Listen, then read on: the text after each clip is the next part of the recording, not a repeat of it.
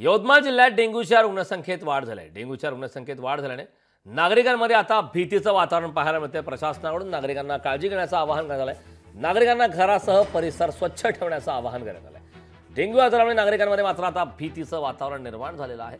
प्रशासनाकडून नागरिकांना काळजी घेण्याचं आवाहन करण्यात आलं आहे। चिकनगुनिया, डेंग्यू हे जे आजार आहेत हे एडिस मॉस्किटोपासूनच होतात।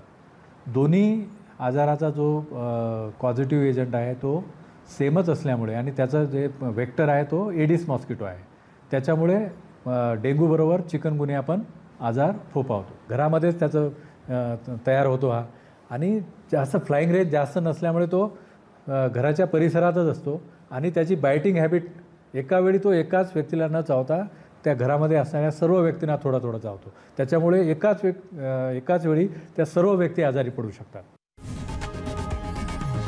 लोकशाही मराठी ऐका, पहा, जागरूक रहा।